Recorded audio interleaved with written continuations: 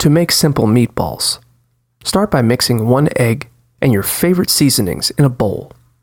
For a quick, easy seasoning mix, add about half a teaspoon, 3 grams each of oregano, garlic powder, cracked red pepper, and thyme.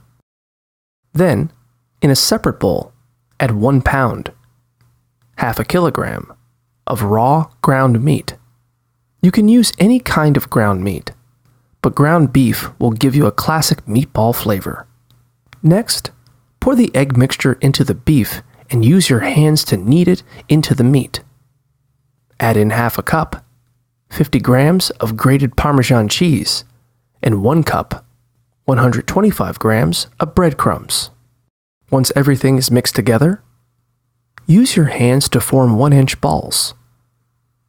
Then cook the meatballs in olive oil or sauce over medium heat until they're browned on all sides. Alternatively, you can bake them in the oven for 20 to 30 minutes at 350 degrees Fahrenheit, 177 degrees Celsius. Serve and enjoy.